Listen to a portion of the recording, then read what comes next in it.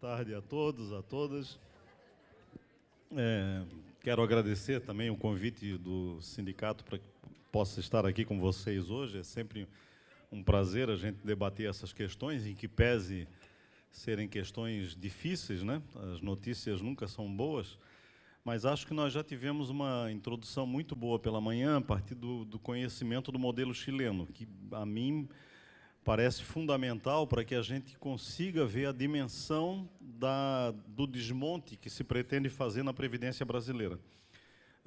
Eu, nos slides, inclusive, não uso mais a palavra reforma ou contra-reforma, como boa parte do nosso movimento utiliza, porque, a nosso ver, não se trata nem de reformar, nem de contra-reformar. O que está se propondo no Brasil é simplesmente acabar com a Previdência Pública, não é nada mais do que isso, né?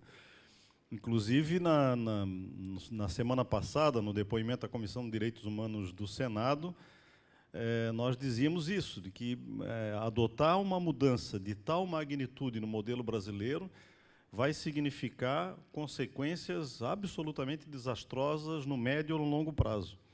As outras reformas, essa já é a quinta reforma que o governo propõe à Previdência Social brasileira em 20 anos. Se vocês lembram disso, né? A emenda 20 é de 98, portanto, há 20 anos atrás, 21 anos atrás. De lá para cá já tivemos a emenda 20, então, a emenda 41, a 47, o projeto do Temer há 2 anos atrás, que também pretendia modificar, e agora a PEC número 6. Nenhuma delas, nos modelos anteriores, nas propostas anteriores, não chegaram nem perto de propor o desmonte da Previdência Pública. Todas elas objetivavam reduzir o valor das aposentadorias, criar exigências maiores para a aposentadoria, né, maior tempo de serviço, maior tempo de contribuição, etc. Mas todas mantiveram o regime público de previdência. Nenhuma delas ousou propor o fim do regime público e a adoção de um regime de capitalização como essa propõe. Por isso, do nosso ponto de vista, todo o restante da discussão, e nós vamos hoje colocar tudo o que nos parece mais relevante na emenda, de aspectos mais particulares, né, regras de transição, como vão ficar as novas exigências para a aposentadoria, etc., vamos fazer isso. Porém, tudo isso se torna absolutamente periférico, absolutamente desimportante, se for aprovada a capitalização, porque, se ela for aprovada, nada disso vale, gente. Regra de transição não vale, nova exigência de idade, tempo, etc., deixam de ter importância, porque o que vai reger o regime previdenciário no futuro será a quantidade de dinheiro que você conseguiu acumular ao longo de um certo tempo para obter depois um benefício em regime privado de previdência. Então, é bom que a gente tenha claro isso, que eu diria que a questão central da reforma é essa. Não é à toa que, agora, na hora do almoço com o Raul, eu mostrava um Facebook de hoje dizendo que, na palestra que deu ontem na Comissão de Assuntos Econômicos no Senado, o ministro Paulo Guedes, da Economia, disse lá que a única coisa que era inegociável na reforma da Previdência é a adoção do regime de capitalização. Todo o restante se pode negociar. Claro, todo o restante acaba se for adotado o regime de capitalização. Então, é possível negociar tudo, enganam-se todos nós somos enganados, e depois se adota um regime nos moldes do que o Raul nos relatou pela manhã. Então, vamos tentar aí compreender a questão da reforma no Brasil. O importante da emenda, que também é uma novidade em relação às emendas anteriores, às propostas de mudança na Constituição anteriores, é que essa retira todo o direito previdenciário da Constituição, é lá que está a idade mínima, é lá que está o tempo de contribuição, enfim, os principais aspectos, as principais diretrizes do regime de previdência brasileiro, seja os regimes próprios dos servidores públicos ou o regime geral de previdência do setor privado, tudo isso está na Constituição. E, por isso, cada vez que se pretende mudar a Constituição, o governo que pretende mudar tem que enviar uma proposta de emenda constitucional ao Congresso. E mudar a Constituição, aprovar uma emenda constitucional, evidentemente, é muito mais difícil do que aprovar uma lei. Precisa um quórum muito mais qualificado do que aprovar uma lei. Exatamente porque o objetivo da Constituição é ter perenidade, né? Ter permanência ao longo do tempo e não ser um documento, um instrumento jurídico que se pode mudar a qualquer momento, como se quiser, né? Então, uma emenda constitucional, por exemplo, para ser aprovada no Brasil, exige 3/5 dos deputados em 2 votações na Câmara. Então, essa emenda que está em tramitação terá que alcançar 3/5 dos votos favoráveis na Câmara dos Deputados em 2 votações, e depois ela segue para o Senado, onde terá que ter no Senado também 3/5 dos senadores favoráveis em 2 votações. E se o Senado alterar alguma coisa do que a Câmara havia escrito anteriormente, volta para a Câmara para mais uma votação. Então, vejam que é um processo bastante difícil, que qualquer governo, para promover uma emenda constitucional dessa natureza, precisa ter uma base de apoio parlamentar bastante sólida, bastante consistente, para obter essa votação. Uma lei complementar, por exemplo, que daí já é uma lei abaixo, evidentemente, da Constituição, uma lei complementar exige apenas a maioria absoluta da Câmara e a maioria absoluta do Senado em uma votação só em cada casa. O que o governo está propondo agora na PEC número 6 é tirar toda a matéria previdenciária da Constituição e passar para uma lei complementar. Ou seja, se isso for aprovado, dali para frente o governo muda as regras previdenciárias, mesmo que não tenha capitalização. Então, supondo que não passe a capitalização, mesmo assim, todas as regras previdenciárias no futuro estarão numa lei complementar, que o governo, para alterar, só precisa de maioria absoluta, que é 50% mais 1 da Câmara e 50% mais 1 do Senado, e uma votação em cada casa. Portanto, muito mais fácil de modificar as regras previdenciárias do que seria mantidas essas disposições no texto da Constituição.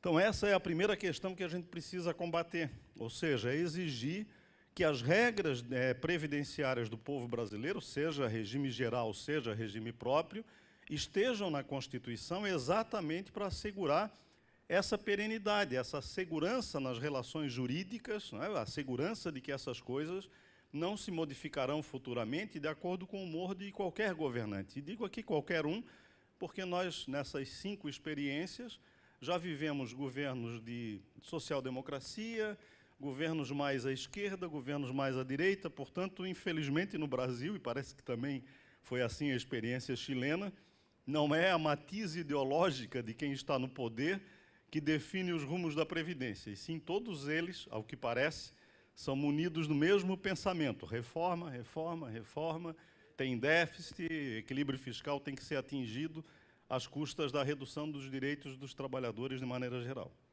Foi assim no governo Fernando Henrique, foi em governo Lula, foi a tentativa de Temer e está sendo agora a tentativa de Bolsonaro. Bom, então essa é a primeira questão que nós queríamos deixar para vocês aqui, que, na verdade, nós precisamos impedir que seja aprovada a desconstitucionalização. O segundo aspecto relevante da reforma tem a ver com a questão do déficit, do apontado déficit do regime de previdência, né? Todos os governos, quando vão sustentar as reformas do sistema previdenciário, dizem: se não tiver reforma, a Previdência não se mantém ao longo do tempo, não pagará os benefícios no futuro. Agora, inclusive, a propaganda governamental diz que é para isso, né? A reforma é para que a gente possa garantir que vocês receberão benefícios no futuro, mesmo que sejam aqueles que o Raul falou de manhã, né? Mas você, pelo menos, vai ter a garantia de recebimento futuro dos benefícios. Qual o valor? Não precisa dizer. Basta dizer que você terá essa garantia. Vamos ver, então, algumas questões relativas ao orçamento e ao propalado déficit, para, mais uma vez, né, já foram várias as vezes que a gente debateu esse assunto, mais uma vez demonstrar que isso é uma farsa, que não existe déficit no regime previdenciário brasileiro, sobretudo no regime geral de previdência. Sim, estão na obrigação deles, né, dizer que nós é que estamos mentindo, e não eles. Bom, para a gente entender por que não tem déficit, nós temos que voltar lá na Constituição de 88. Né? A Constituição de 88 criou um capítulo destinado à Seguridade Social, que seria um conjunto de ações integradas de previdência, de assistência e de saúde. A nossa Seguridade Social não chegou, em 88, a ir aonde alguns estados europeus chegaram a ir, de dizer que, inclusive, trabalho é Seguridade Social, como o Raul colocava de manhã, né, as condições de trabalho, as condições de saneamento estariam dentro da Seguridade Social. Nós não chegamos a isso. A nossa Seguridade Social é previdência, assistência e saúde. Essas três políticas têm que ser integradas no governo federal. E para financiar essas três políticas, a Constituição estabeleceu, e isso vale até hoje, um financiamento tripartite. Quer dizer, para essa necessidade financeira, contribuem trabalhadores, com contribuição direta sobre a folha de salário e com pagamento de alguns tributos de maneira geral, contribuem os empregadores, da mesma forma com uma contribuição direta sobre a folha de pagamento, e contribui o Estado, contribui o orçamento fiscal. Ou seja, a Seguridade Social não é financiada, como eles dizem normalmente, por trabalhadores e empregadores. A Seguridade Social é financiada por um tripé. E o Estado tem a obrigação de colocar recursos na Seguridade Social para financiar as políticas de saúde, previdência e assistência. Esse é o que diz, então, o artigo 195 da Constituição. Aqui nós temos um quadro de um curto espaço de tempo de 10 anos, entre 2005 e 2015, que mostra o orçamento da Seguridade Social. Então, do que foi arrecadado, vejam que a Seguridade Social recebe contribuição de trabalhadores sobre a folha, contribuição dos empregadores sobre a folha de salários também, contribuição sobre o lucro líquido, que é um outro tributo que incide sobre o valor que as empresas lucram, contribuição sobre concursos e prognósticos, não é? Uma série de tributos são destinados à Seguridade Social, exatamente para que ela possa entregar as políticas de saúde, assistência e previdência.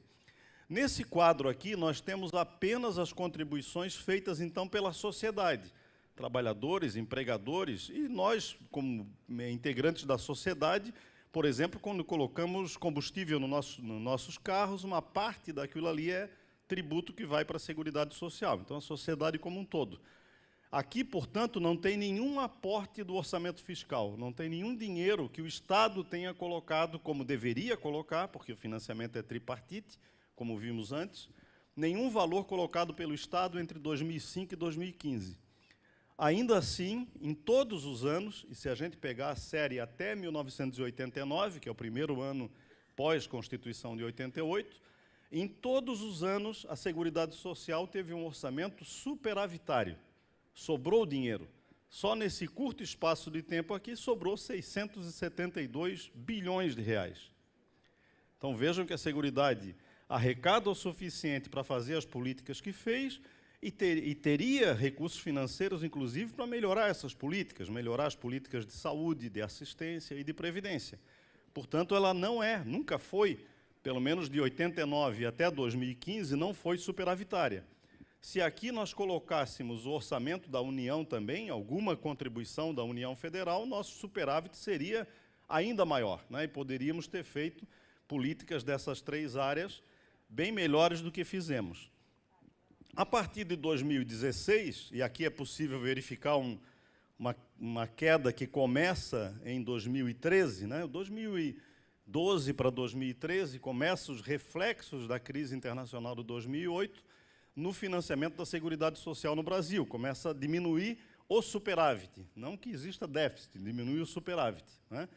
De 2016 e 2017, já vai aparecer valores próximos de zero ou valores já negativos, ou seja, a Seguridade Social, teoricamente, teria dado déficit nesse período, de 2016 para 2017.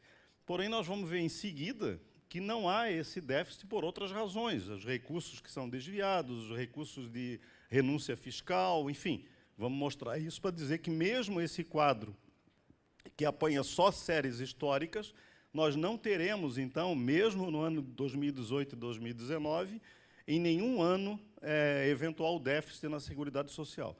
Lembrando que nós estamos falando de valores que não têm aportes do Estado. Essa é a participação atual da Previdência no Orçamento Geral da União, quer dizer, da despesa geral da União A parte previdenciária, será que é azul ou é amarela? A gente não identificou exatamente para que vocês digam. Vocês acham que é azul? Porque, afinal de contas, eles dizem que o problema do Brasil é a Previdência, então a Previdência deveria ser o azul, né? A grande despesa. Não.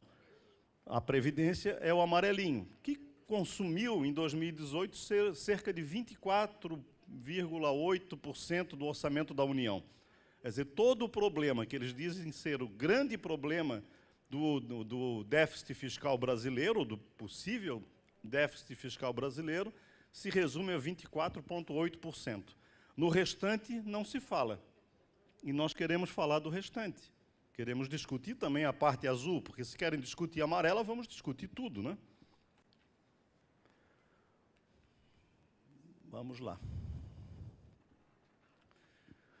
Por que não há rombo na Previdência? Agora estamos saindo um pouco da Seguridade Social, que é um conceito mais amplo, e estamos vindo especificamente para a Previdência Social. Em regime de repartição, como é o brasileiro, né, significa dizer que arrecada dinheiro de quem está trabalhando e paga a aposentadoria de quem está aposentado, ou pensão a quem deixou pensão após o falecimento. Em regime de repartição, e sobretudo no caso brasileiro, em que a contribuição é de cerca de 11%, é fundamental a gente ter uma relação entre ativos e aposentados em torno de 3:1. Por que isso? Porque se a contribuição é de 11% do trabalhador, na regra brasileira, e em torno de 22% do empregador, cada pessoa em atividade arrecada 33%. Estamos falando só de previdência, não é? Se eu tiver 3 pessoas em atividade, eu tenho 99% de receita. E posso pagar uma aposentadoria de 99%, ou próxima de 100%. Então, se eu tenho uma relação entre ativos e aposentados de 3:1, eu tenho um regime de repartição equilibrado. O que ele arrecada é suficiente para pagar a aposentadoria. Se eu tenho 4:1, ele é superavitário. Se eu tenho 2:1 ou 1:1, ele é deficitário. O regime geral de previdência, o regime dos trabalhadores do setor privado no Brasil, tem hoje em torno de 3,5 a 3,6:1. Portanto, ele é superavitário. Ele arrecada mais em regime de repartição do que o necessário para pagar as aposentadorias e pensões. Só que esse 3,5:1 está dentro de uma realidade brasileira em que mais da metade da população economicamente ativa, são aquelas pessoas que estão em idade de trabalhar, mais da metade dessa população hoje no Brasil não tem emprego formal, ou seja, não contribui para o financiamento da Previdência.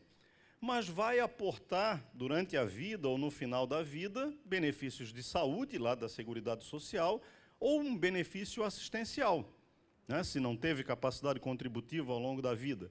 Mas, enfim, nós estamos falando que temos em torno de 3,5 pessoas em atividade para cada aposentado e que há aí, na nossa realidade social, mais 3,5, pelo menos, que não tem vínculo formal de trabalho. Então, qualquer política econômica que vise, econômica e trabalhista, que vise formalizar uma parte desse contingente que está hoje na informalidade, eleva a relação de ativos para 3,7, 3,8, 4, 5, poderíamos chegar até 7:1 se nós tivéssemos pleno emprego, se não tivéssemos... evidentemente, nós não estamos esperando isso numa sociedade capitalista, jamais existiria, mas também não é aceitável que nós continuemos convivendo com mais de 50% das pessoas sem vínculos formais de trabalho. Então, vejam que mesmo a Previdência Social, tirando ela de dentro do orçamento da Seguridade Social, que nós já vimos que é superavitário, mesmo que estivéssemos olhando só para a Previdência, os números não nos dizem que ela é deficitária, ao contrário, dizem que ela é superavitária. Por que, então, o governo insiste em que ela é deficitária? Porque o governo coloca como despesa previdenciária os benefícios de natureza assistencial, de maneira geral, como, por exemplo, o benefício de trabalhadores em regime de economia familiar, os benefícios assistenciais, de maneira geral, que não têm receita suficiente.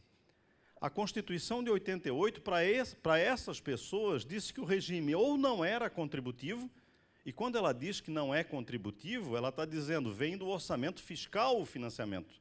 Vem lá do tripé, vem da obrigação do Estado de pegar parte do orçamento fiscal e colocar na Seguridade, exatamente para financiar esses benefícios de natureza assistencial, ou próximo da natureza assistencial, de pessoas que não tiveram capacidade de contribuir ao longo de sua vida, como são, por exemplo, os trabalhadores rurais em regime de economia familiar, pessoas em economia de subsistência, quer dizer, as pessoas simplesmente sobrevivem, produzem o suficiente para ter, ao final do mês, uma renda mínima para que a família sobreviva.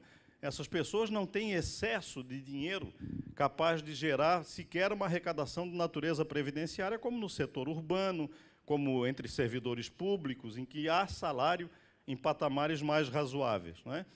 Então, quando se coloca esse contingente, que deveria ser financiado pelo orçamento fiscal e não é, para dentro da Previdência Social, quando ele deveria estar lá na Seguridade Social, que é superavitária, quando se coloca aqui para dentro, eventualmente nós estamos fazendo uma manobra contábil, e é isso que o governo federal faz e sempre fez, não é desse governo, então não fique ninguém chateado se apoiou esse ou aquele governo, porque todos eles manipularam o orçamento contábil brasileiro nesse aspecto. Tá?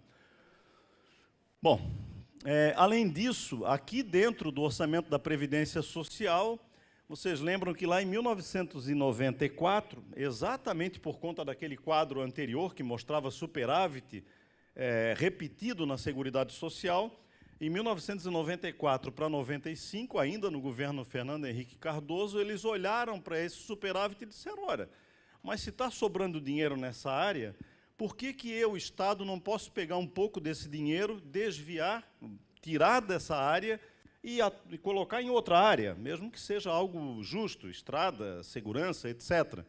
Eu vou, então, desvincular, vou tirar uma parte do orçamento que a Constituição determinou que só poderia ser utilizado na Seguridade Social e vou desvincular da Seguridade Social para utilizar em outra área estatal. O Fernando Henrique criou, então, a DRU, a desvinculação das receitas da União, que era exatamente isso, pegar uma parte do orçamento da Seguridade Social, superavitário, e utilizar em outra área. Fazia isso e, ao final do ano, dizia para a gente, a Seguridade foi deficitária. Sim, ele pegou o superávit e retirou de lá. Ela virou deficitária porque ele desviou recursos da Seguridade Social. Se não houvesse tirado de lá, ela seria superavitária.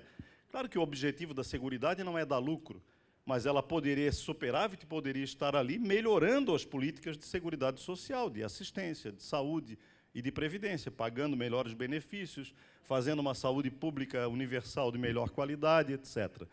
Então, a DRU começa a desviar, desde 1994, começa a enxugar todo o superávit da Seguridade Social. Então, todo aquele valor que a gente apresentou no outro quadro, de 650 bilhões, simplesmente não existem, porque ele foi enxugado, foi retirado da Seguridade Social e utilizado em outras políticas públicas. Quando foi utilizado em políticas públicas, né? Quando não foi fazer outra coisa.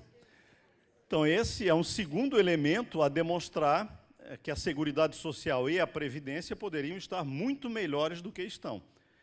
Existe um outro elemento, que é a evasão fiscal, as renúncias fiscais e a ineficiência deliberada na execução da dívida ativa da União. Vamos falar logo em seguida. Então, é outra atuação estatal que retira dinheiro da Seguridade e da Previdência Social. Vamos lá. Vamos ver primeiro a DRU. Então, o que significou a DRU, a desvinculação das receitas da União, durante um certo tempo? Então, as receitas são desvinculadas e desviadas para outras atividades. Só entre 2010 e 2014, são 4 para 5 anos, e só a DRU desviou da Seguridade 230 bilhões de reais. Quer dizer, pegamos uma série histórica pequenininha daquele quadro anterior, só aqui nesse período de 4 anos, foram 230 bilhões de reais. E agora tivemos um novo problema no governo Temer. O governo Temer aprovou a emenda constitucional número 95, do tal congelamento dos gastos públicos, né? E vendiam para nós a história de que não, isso aqui é igual à casa da gente, eu não posso gastar mais do que eu tenho. Não é? Então, num sentimento falsamente moral, venderam para nós que o Estado não poderia gastar mais do que arrecada. e congelaram todas as despesas públicas por 20 anos, exceto uma. Nós vamos depois ver qual foi a única que não ficou congelada por 20 anos. Só que essa emenda, além de congelar as despesas públicas por 20 anos, colocou no texto da Constituição a DRU com 30%. Era 20% antes, elevou para 30%. Ou seja, todo ano o Estado brasileiro, agora apoiado pela Constituição, desvia do orçamento da Seguridade Social 30%. Vocês já viram alguém desviar dinheiro de onde não existe? Não, né? A gente só consegue tirar onde tem dinheiro sobrando, porque senão não tem. A DRU, por si só, é a prova de que a Seguridade Social é superavitária. Porque se ela não fosse superavitária, não existiria a DRU, não teria como desviar, não teria razão de ser. Então, aqui é uma questão lógica até, não precisa matemática, não precisa esses dados todos. Enfim, nós vamos conviver agora, se não derrubarmos isso, com uma DRU desviando 30%. Aí, no final do ano, eles voltam para a gente para dizer, está vendo, a Seguridade Social é insustentável, a Previdência está estourando o orçamento fiscal, e eles próprios patrocinaram a dificuldade financeira imposta a ela. Renúncia fiscal. Vocês devem ter visto, isso também, todos os governos, né? De vez em quando você tem alguma crise trabalhista ou econômica, lá vem o governo e diz, olha, eu vou favorecer determinado segmento da economia, vou reduzir os impostos incidentes sobre esse segmento da economia para que ele empregue mais. No final, não tem emprego a mais coisíssima nenhuma. O que teve foi renúncia fiscal. O Estado, para aquele setor da economia, arrecadou tributo a menos. E, geralmente, isso é feito com os tributos que são destinados à Seguridade Social, que são aqueles vinculados que o governo já desvia 30%. E, além disso, dos 70% que sobraram, ele faz bondade com chapéu alheio. Não é? Ele entrega para os empresários uma redução nos tributos destinados à Seguridade Social e, portanto, ele patrocina uma redução das receitas da Seguridade Social. Então, só aqui em 2015, por exemplo, na Seguridade Social, só em 2015 a renúncia fiscal chegou a 63 bilhões de reais. E esses números mais ou menos se repetem todo mês.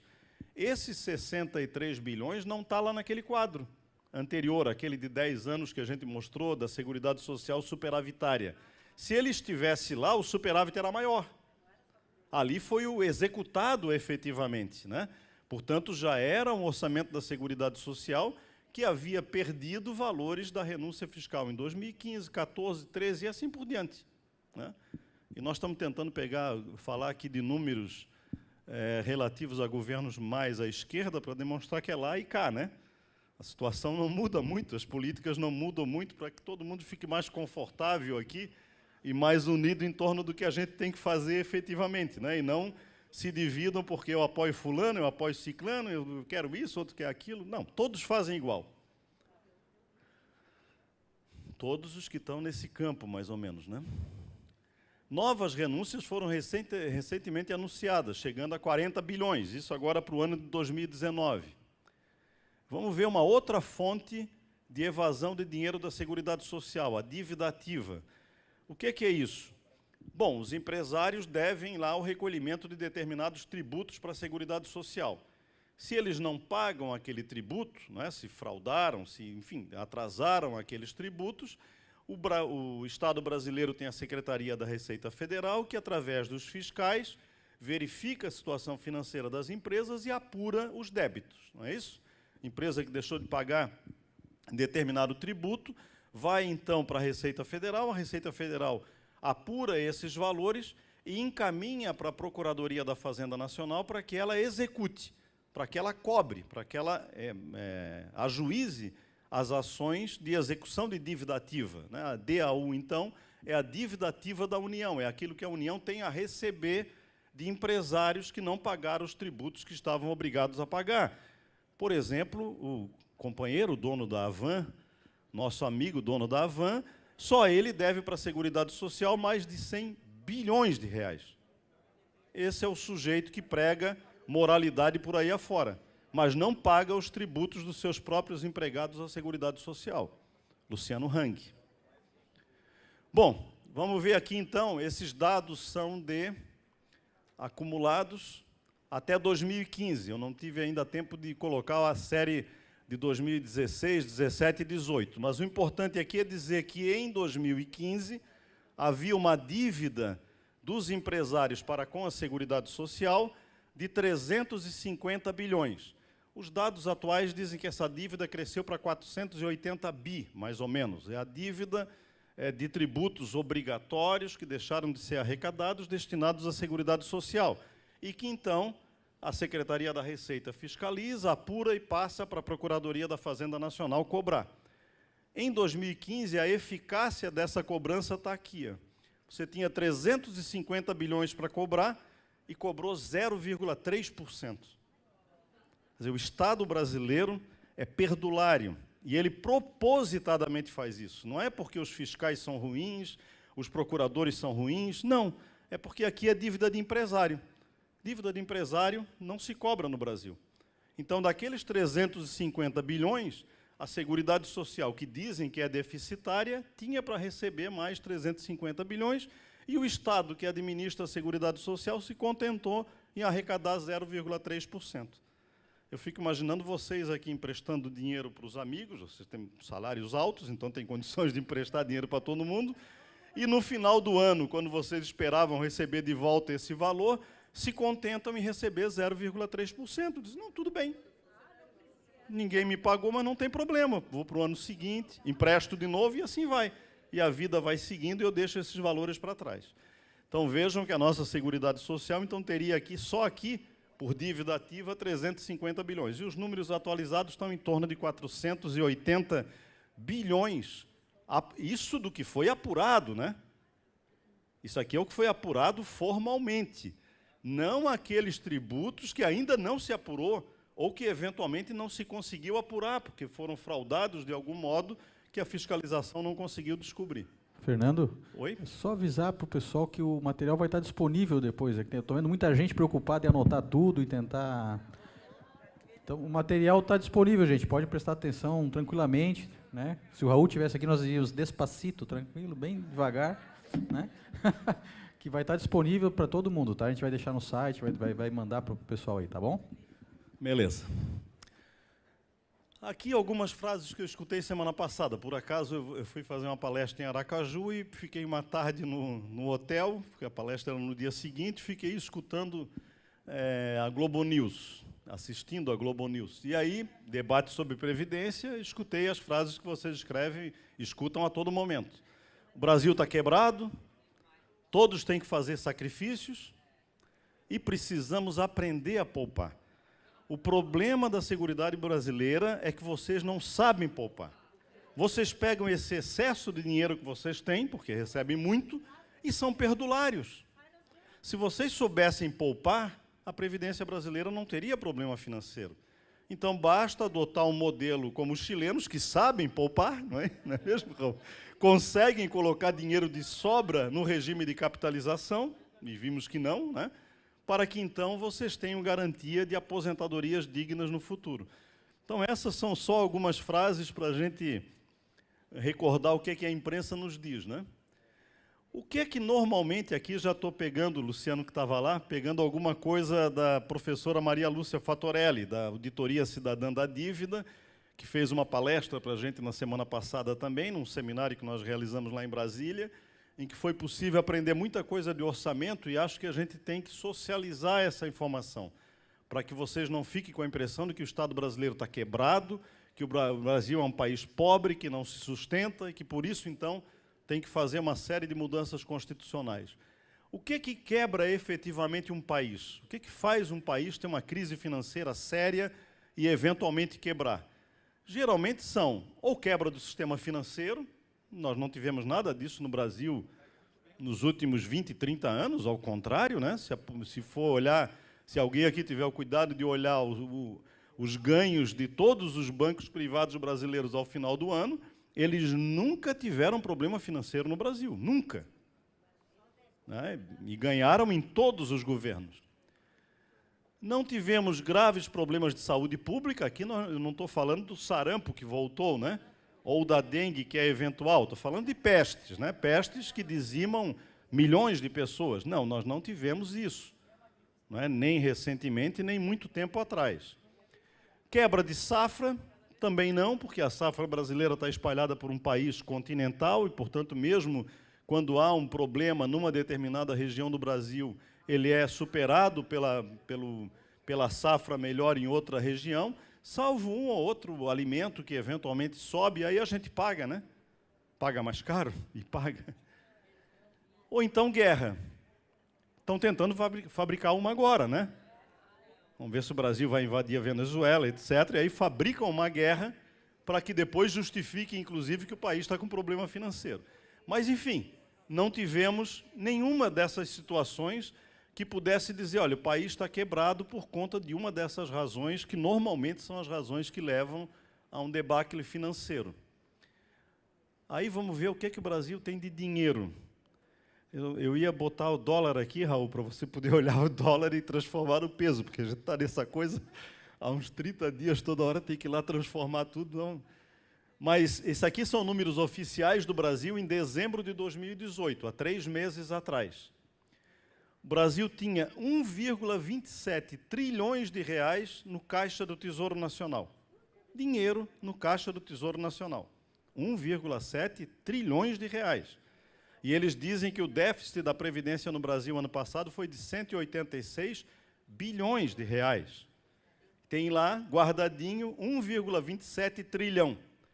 Além disso, de reservas internacionais, o Brasil tem mais 1,45 trilhões de reais. Então, somando os dois aqui, já temos 2,8 trilhões de reais em dinheiro vivo, guardado. 2,8 trilhões. O orçamento anual da União no Brasil é em torno de 2,5 trilhões. Quer dizer, tudo aquilo que a União arrecada e depois volta em políticas públicas, quaisquer que sejam elas, 2,5. Ou seja, nós temos um orçamento a mais do que um orçamento a mais sobrando. E ainda temos esse dinheirinho aqui no meio, que isso aqui não pertence ao Estado brasileiro, mas está depositado lá no Banco Central, 1,13 trilhões de reais, que é o que os bancos privados deixam lá, para serem remunerados pela taxa Selic. Vocês conseguem, né, sair daqui agora e ali no Bradesco, depositar lá 5 mil reais e dizer, eu quero que a rentabilidade seja da taxa Selic, eu não quero a da poupança.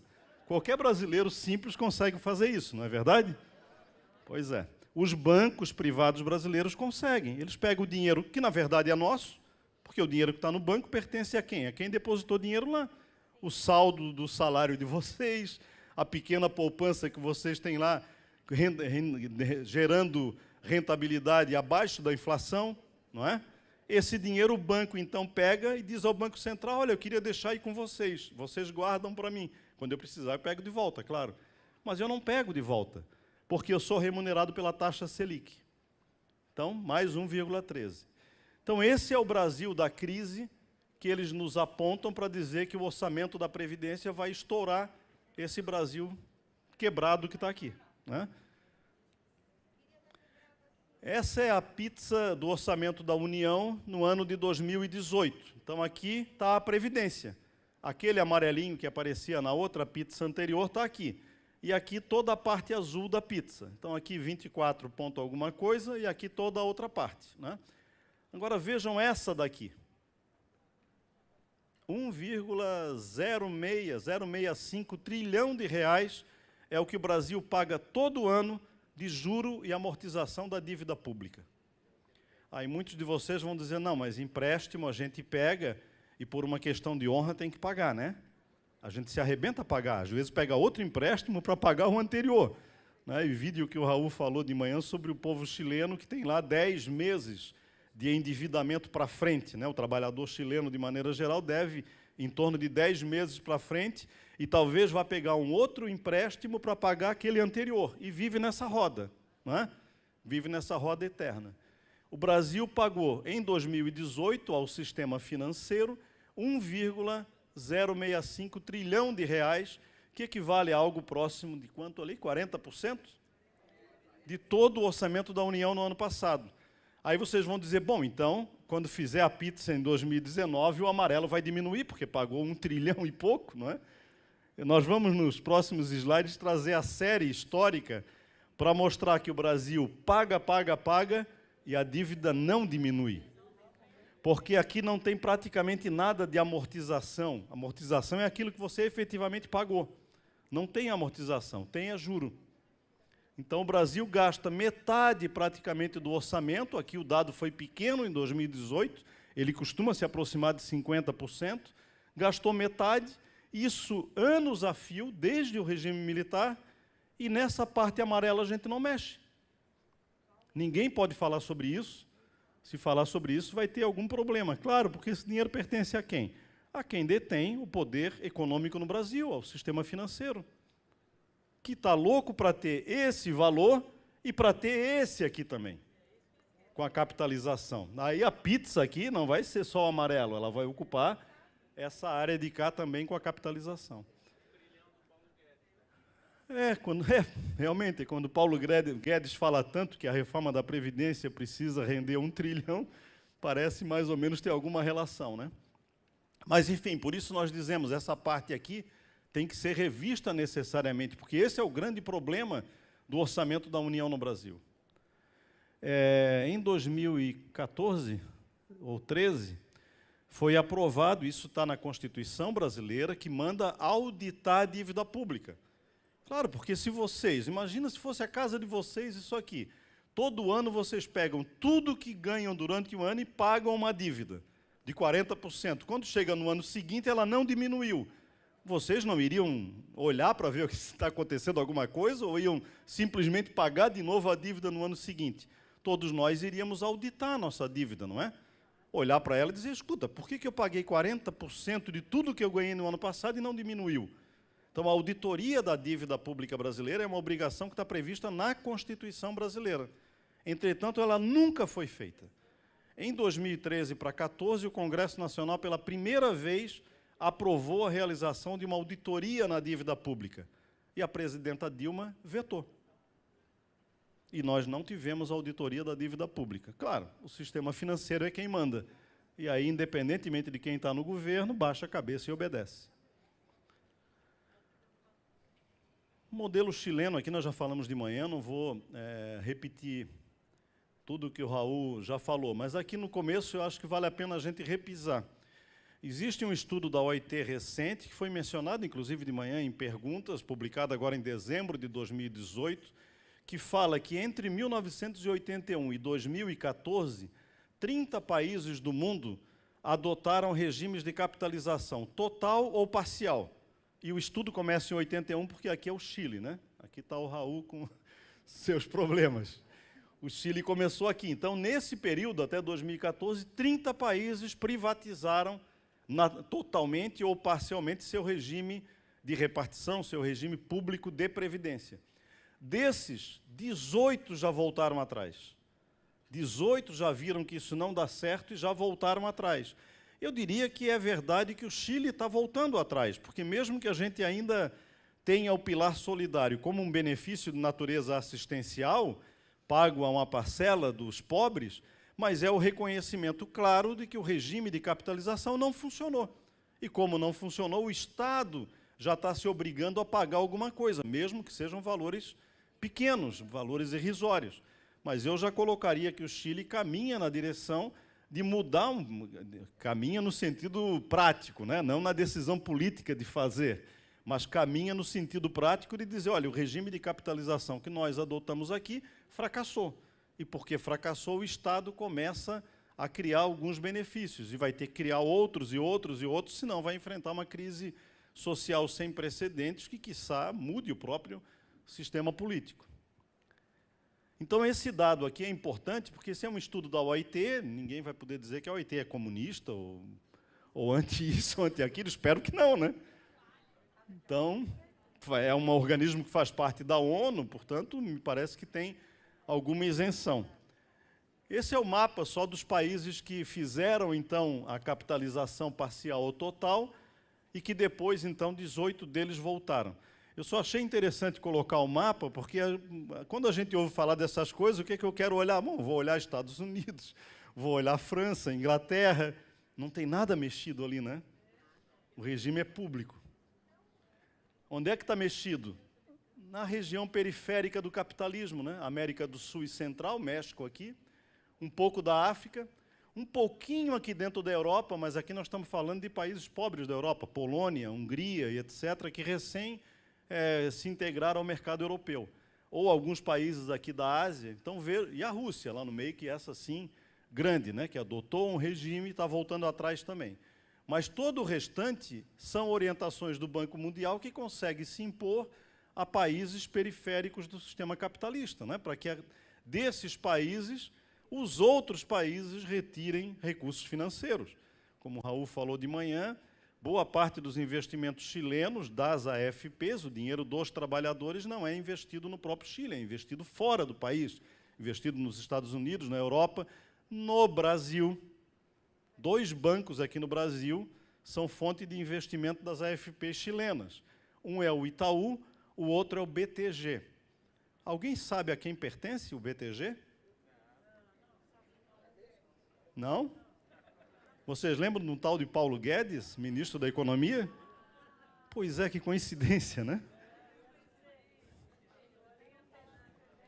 Vamos lá. Eu vou pular aqui a parte do regime chileno, porque a gente já viu bastante de manhã, né? E vamos passar, então, para a PEC número 6 no Brasil. Aí já questões mais específicas nossas. Sai a Previdência Pública, entra a capitalização individual, nos moldes do regime chileno. Ou seja, você vai formar uma poupança individual, não há mais nenhuma solidariedade entre aqueles que contribuem. O que é a solidariedade no regime de repartição, gente? É que no regime de repartição, sejam os servidores públicos, sejam os trabalhadores do setor privado no Brasil, nem sempre você consegue contribuir 35 ou 30 anos ou 40 anos. Às vezes você morre antes, né?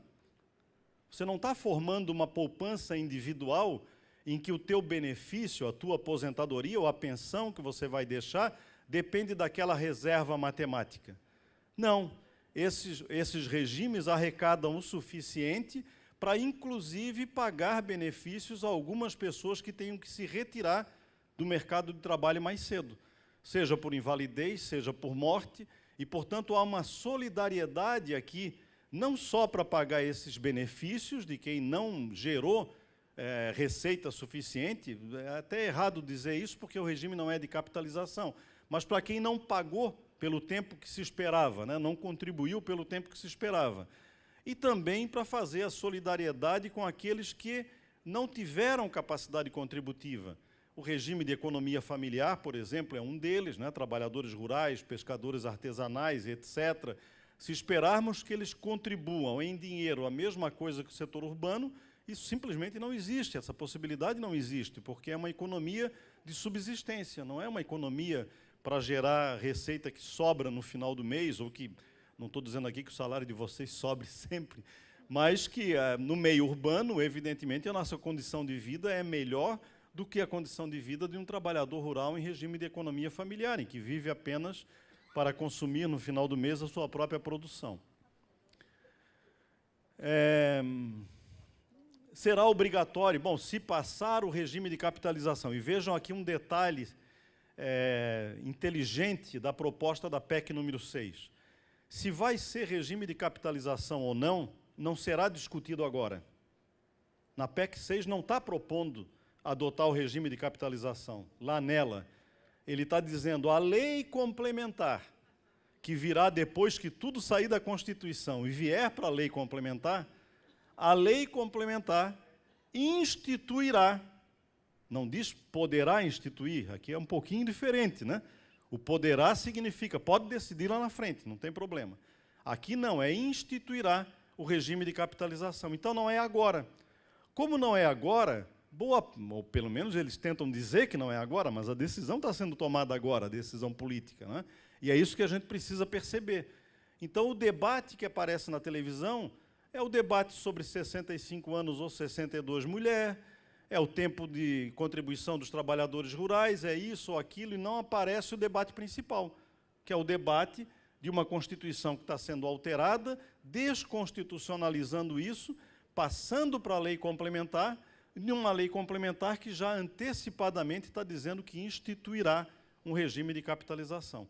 Se tivesse já isso lá, certamente já muitos teriam desde o começo dito, olha, isso é privatização da Previdência. Então, por isso a gente está destacando isso para vocês. No fundo, o que se pretende é a privatização da Previdência com a adoção do regime de capitalização. E se isso passar, se o regime de capitalização passar, todo o resto é absolutamente desimportante. Não será importante se eu vou me aposentar com 35 ou com 40, porque o que será importante é quanto é que eu conseguir botar de dinheiro lá no banco para formar a reserva matemática para tentar ter um benefício.